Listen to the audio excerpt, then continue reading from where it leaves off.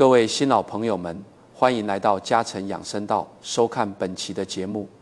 大家都以为身价1000亿的香港首富李嘉诚，到了90多岁还能精神颠湍，头脑清晰，每天的饭桌上肯定摆满了山珍海味、冬虫夏草。但您知道吗？李嘉诚的私人医生曾无意间透露，这位横跨半个地球的商业传奇，他对心脏最好也是最钟爱的一种肉，既不是昂贵的牛羊肉，也不是海参鲍鱼，而是一种被我们普通老百姓严重低估的纯阳之物——鹅肉。今天这条视频，我们不聊深奥的商业赚钱之道，我们就来聊聊这位96岁的老人到底藏着什么不花大钱、普通人也能复制的平民长寿法。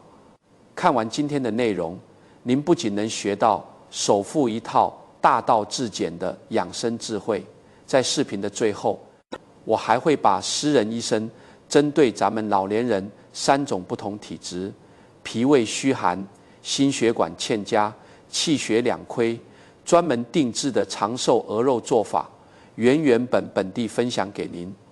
这可是花多少挂号费都很难听到的干货，建议您现在就点个赞收藏起来，或者转发给家里的亲人。咱们接着往下看。其实如果我们仔细拆解李嘉诚的晚年生活，他的长寿秘诀绝对不是靠吃什么神仙仙丹，而是可以概括为4句大白话：吃穿上的克俭，情绪上的储备，健康上的防备，以及对待衰老的耐心。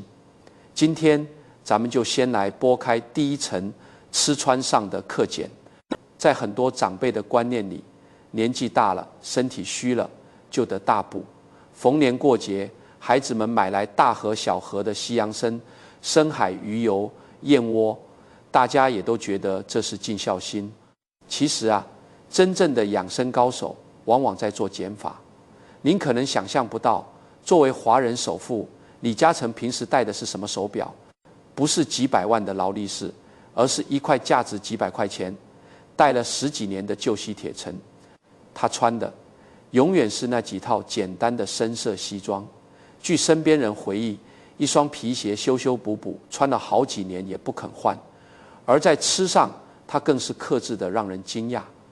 他最常吃的是一碗白米饭，配上一盘青菜或者2块清淡的豆腐。据说有一次公司设宴，桌上摆满了鱼翅鲍鱼，他却只夹了几筷子青菜，喝了半碗清汤，就早早放下了筷子。很多人不理解，赚了那么多钱，为什么对自己这么抠门？其实这不是抠门，这是对身体最大的慈悲。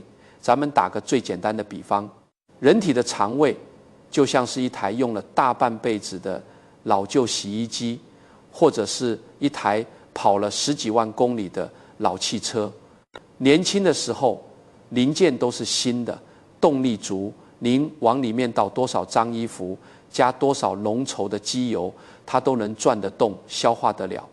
但是到了60、70岁以后，这台机器的齿轮磨损了，转速变慢了。这个时候，如果您还天天往肚子里塞那些大鱼大肉、油腻的补品，会发生什么？这台老机器转不动了。这里给大家讲一个真实的小故事。有位读者的父亲老王头，今年72岁，退休前是单位的老会计，一辈子勤俭节约。可退休后，儿女心疼他，逢年过节都要买最贵的补品孝敬，什么虫草、鹿茸、深海鱼油，堆满了一整个柜子。老王头觉得浪费可惜，硬逼着自己每天都吃一点。结果没过半年，血脂指标反倒升高了，人也越来越容易犯困，没精神，整天昏昏沉沉的。后来去医院一查，医生直言不讳，他这肠胃根本消化不了这么多滋补的东西，堆积在体内非但没吸收，反而加重了血液粘稠度。听了医生的建议，老王头把这些补品全都封存起来，改成每天1碗小米粥，1份青草时蔬。半年下来，血脂指标慢慢降了下来，人也精神了不少。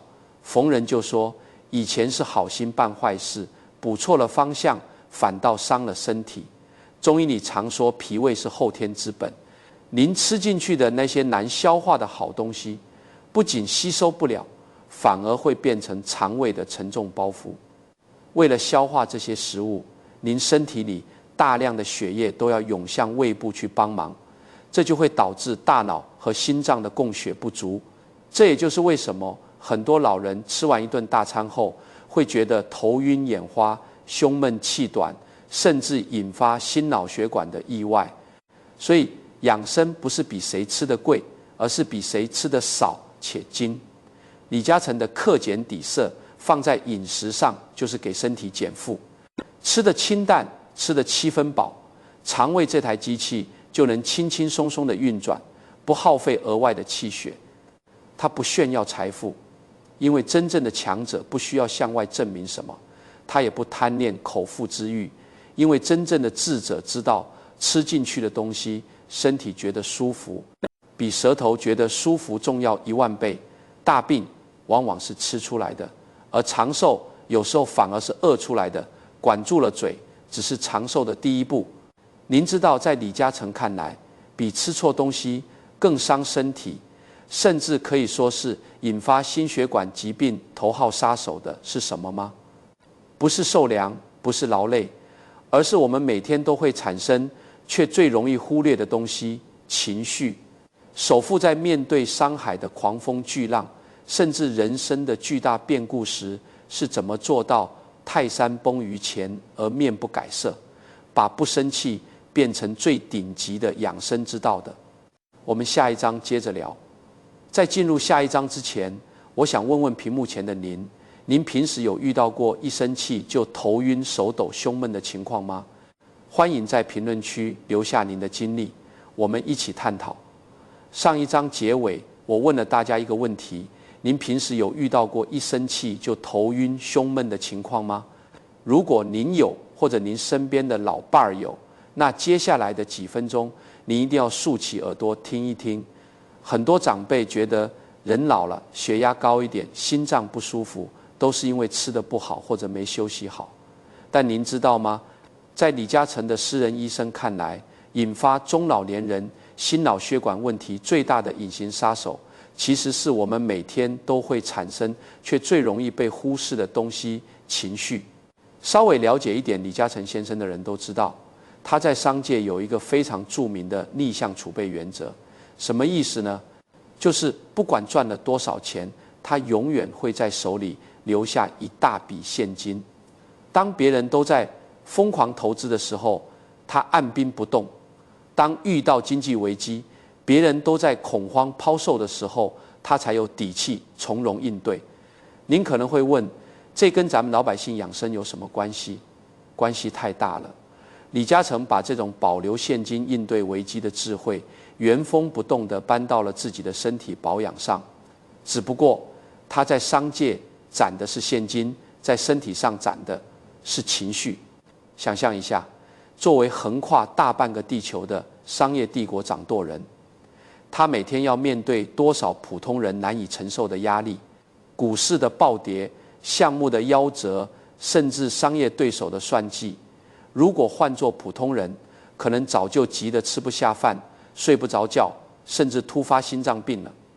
但李嘉诚呢，面对大风大浪，他说话的语气永远像流水一样平静，不急不缓。他常说一句很有禅意的话：万事皆有因果，尽人事，听天命。据身边老部下回忆，即便企业遭遇重大危机，外界一片质疑的时刻，他召集高层开会，语速依旧不快不慢，条理清晰地安排应对方案。紧张的会议室氛围反而被他这份沉稳一点点抚平下来。这就是顶级的情绪储备。真正的富人从不冒他们输不起的险，真正的养生高手也从不生他们生不起的气。咱们普通老百姓虽然不用操心几百亿的生意，但生活里的烦心事儿可一点不少。您想想，平时是不是经常因为这些事儿动怒，看着孙子不好好写作业，气得血压飙升，儿子儿媳因为一点鸡毛蒜皮的事吵架，您在旁边跟着干着急，一晚上睡不着觉，甚至去菜市场买菜，因为别人插了个队，少给了一头蒜，都能生半天闷气。很多长辈总觉得我这是关心孩子，我这是为了这个家好。但是您算过一笔账吗？从中医的角度讲，大怒伤肝，大喜大悲伤心。每次您大发雷霆的时候，体内的血压就像过山车一样瞬间飙升，脆弱的血管壁就会受到猛烈的冲击。用一句最通俗的话来说，人一生气就相当于在空档踩油门，车子每往前走一步，发动机却磨损了一大半。您为了省几块钱的菜钱去跟人置气，结果气出了病，去趟医院几千块钱的检查费、药费就没了。您说这笔账划算吗？所以啊，到了咱们这个年纪，最好的养生不是吃多少名贵的补品，而是学会装聋作哑。儿女们的事，儿孙自有儿孙福，莫为儿孙做马牛。他们有他们的路要走，您管得越多，他们越嫌烦，您自己还惹一身病。不如把心放宽，管好自己的吃喝拉撒，每天去公园散散步，和老姐妹老哥们聊聊天。脾气越温和，福报就越深厚。身体的本钱就是这么一口气，一口气慢慢攒下来的。不生气其实就是中老年人最顶级的攒钱，管住了嘴，稳住了情绪，这就万事大吉了吗？当然不是。机器老化是自然规律，人老了也难免会有个头疼脑热。您知道李嘉诚在面对疾病时有一个和普通人完全相反的反常识做法吗？这个做法曾让他在好几次危机关头化险为夷。下一章我们就来揭秘李嘉诚的健康危机前置原则，如何像修老房子一样提前把身体的漏水点给补上。上一章咱们聊了情绪平稳是最好的攒钱，但您可能会说，就算我脾气再好，吃得再清淡，这人老了，机器用久了，哪有不生病的呢？没错，生老病死是自然规律，但您知道吗？同样是面对不可避免的疾病，普通人和首富的做法往往有着天壤之别。李嘉诚先生有一句非常著名的口头禅：好景时不要忘记坏日子，坏景时不要忘记好日子曾经来过。在商场上，大家管这叫危机前置。他从来不在狂风暴雨已经砸在脸上的时候才去满世界找雨伞，而是在太阳高高挂着的时候就已经把防雨的准备做好了。把这个智慧平移到咱们老年人的健康上，其实就是中医常说的3个字：治未病。咱们打个比方，人的身体就像是一栋住了几十年的老房子。有些长辈对待身体的态度是怎样的呢？只要这房子还没塌，只要还没疼到起不来床，就坚决不去医院。稍微有点胸闷、头晕，或者是胃里反酸，总是自己扛着，觉得忍一忍就过去了。结果呢，等到哪天真的雷电交加，狂风大作，屋顶漏了个大洞再去修，往往已经来不及了。不仅要花大价钱，人还要遭大罪。这里再讲一个身边的对比案例。同一个小区里有2位老邻居，一位是老张头，一位是老李头，2人年纪相仿，都70好几。老张头一辈子怕花钱，身体不舒服就靠硬扛，胸口闷了几天也不当回事，觉得歇一歇就好。结果有一年冬天，突发心梗被紧急送医，做了支架手术，前后花了小10万。儿女忙前忙后请假陪护，家里人心力交瘁。而老李头恰恰相反，坚持每年做一次全面体检，哪怕体检报告上出现一点血脂偏高的箭头，也立刻调整饮食，加强运动，及早把小问题控制住。同样是70多岁的年纪，老李头如今依然能拎着菜篮子走2-3里路去买菜，身体硬朗的让老邻居都羡慕。这就是晴天带伞和临时早产的差距。早一步的几十块钱体检费，换来的是省下几十万的手术费和一场大罪。真正的聪明人是怎么做的呢？他们会在秋天天气最好的时候去检查一下房顶的瓦片有没有松动，窗户漏不漏风。李嘉诚先生即便当年工作再忙，也会雷打不动地进行定期的健康体检。他关注的不是自己得了什么病，而是身体有没有发出微小的警报。很多长辈害怕体检或者是讳疾忌医，其实根源是心疼钱，更是怕查出病来拖累儿女。但咱们静下心来算算这笔账，您今天拖着不去管的小毛病，就像是老房子墙上的一道小裂缝，今天只需要花几十块钱买一管水泥就能抹平。可如果您视而不见，3年5年之后，可能就需要花几十万去重建整面墙，到时候不是更给儿女添麻烦吗？所谓的晴天带伞，放在咱们日常生活中其实非常简单。第一，千万不要忽略身体发出的微小信号，比如连续几天没有原油的消瘦，饭后经常性的胃胀，或者是莫名的心慌，这都是身体在给您发求救信号。第二，该花的钱绝不能省，给孙子买玩具，给家里买菜，几百块眼都不眨，自己去医院做个常规检查却心疼半天，这其实是本末倒置。只有在身体硬朗能走能跳的时候，把防范工作做好，才能在真正遇到健康危机的时候，像那位久经沙场的老人一样，从容不迫，化险为夷。咱们讲了克制饮食，讲了稳定情绪，也讲了提前防病。您是不是觉得只要做到了这些，就能立刻返老还童，长命百岁了？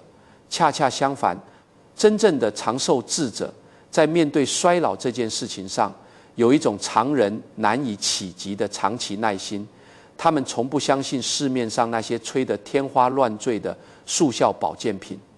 为什么说坦然接受自己老去反而能活得更久？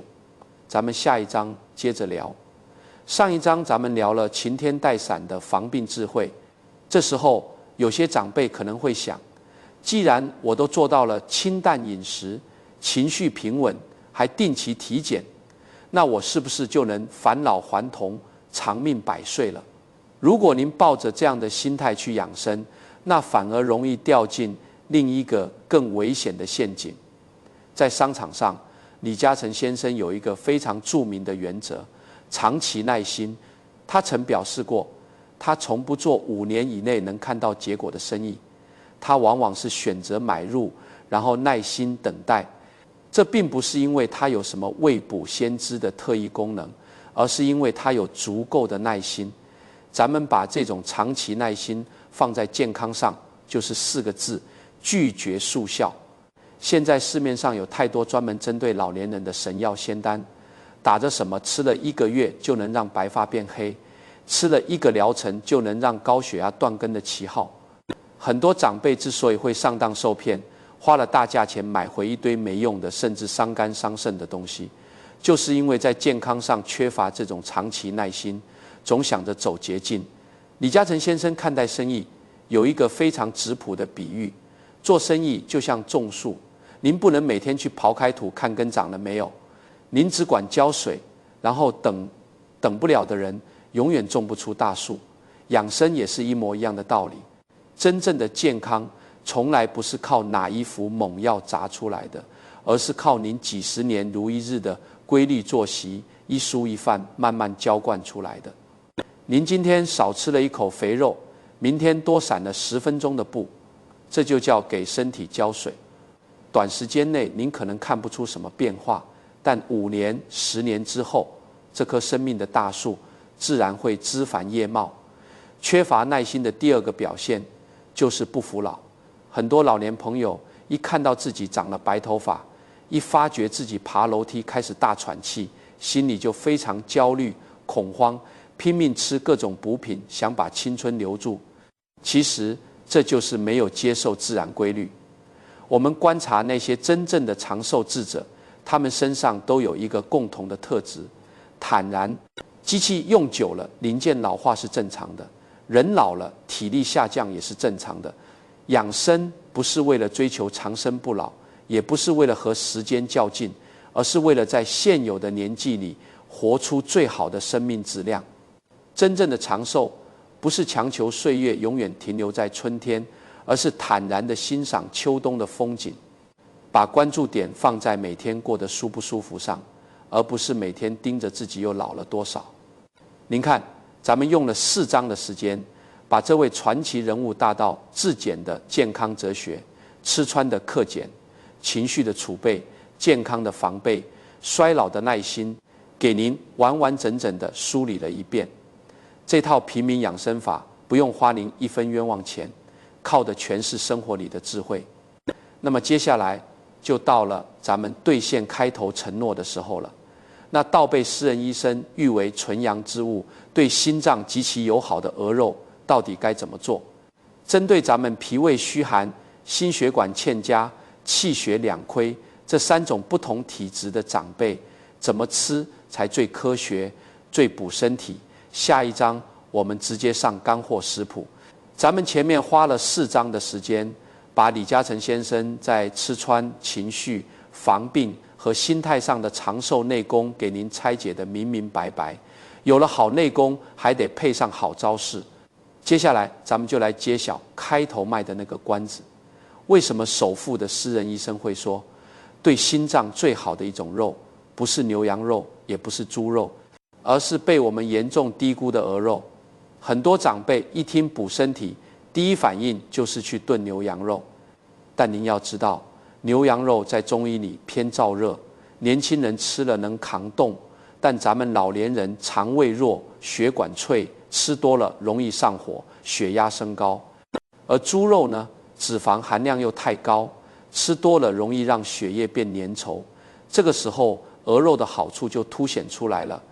古书里说鹅肉是纯阳之物，意思不是说它吃了会让人像一团火一样燥热，而是说它性味甘平，能够益气补虚、暖胃开筋。用大白话来说，鹅肉是一种非常温和的平补食材。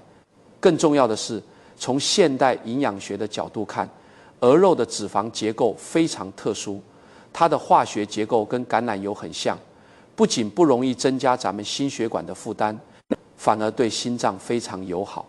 挑选鹅肉也有讲究，尽量买当天现宰的新鲜鹅，颜色偏淡红，有光泽，闻起来没有腥臭味的最好。如果家里有痛风或者尿酸高的长辈，鹅肉嘌呤含量偏高，就要控制好每次的分量，不宜多吃。知道了鹅肉的好处，咱们还得知道怎么吃。同样的食材，体质不同，做法也得变。私人医生给出的这3种做法，您千万记好，最好能拿个小本子记下来。第一种，针对脾胃虚寒的老人，山药炖鹅汤。如果您平时经常觉得肚子凉，吃点硬的就胃胀胃痛，那您就非常适合这道汤。做法很简单，把新鲜的鹅肉焯水去腥，加上几片生姜，放在砂锅里小火慢炖，等到鹅肉快软烂的时候，加入切好的铁棍山药。山药是健脾胃的黄金食材，它能像一层保护膜一样护住您的肠胃，配合着温和的鹅肉，喝下去胃里暖洋洋的，营养全都能吸收进去。第二种，针对心血管欠佳的老人，白切鹅肉。如果您本身就有高血压或者血脂偏高，那饮食就得做减法，千万别红烧，也别用大油炒。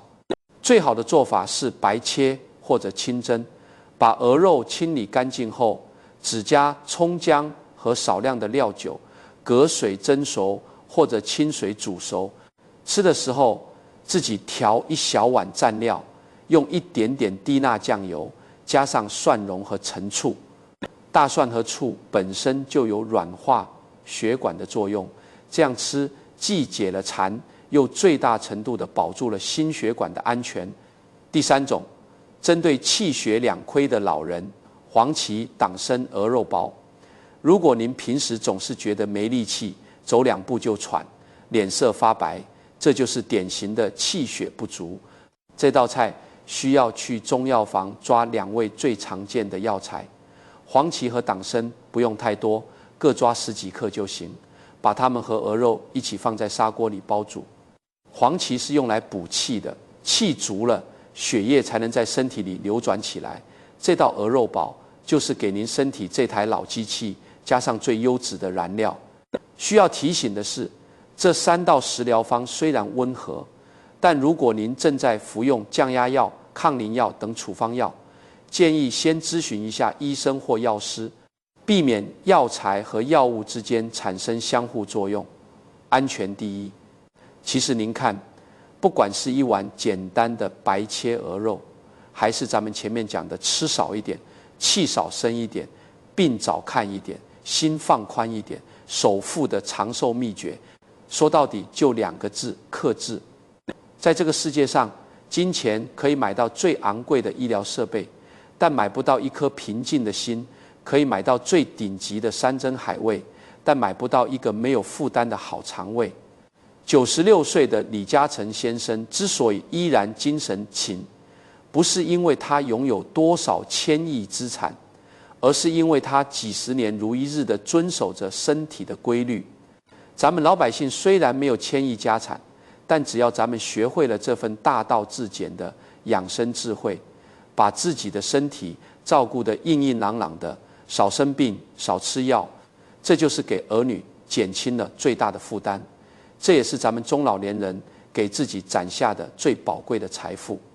如果您觉得今天分享的这3道鹅肉做法对您有帮助，或者让您在健康上有了新的启发，请您一定要点个赞，把这个视频收藏起来，方便您去菜市场买菜的时候翻出来看。您平时最喜欢吃什么肉？吃完之后身体有什么感觉？欢迎在评论区留言，我们大家一起交流养生心得。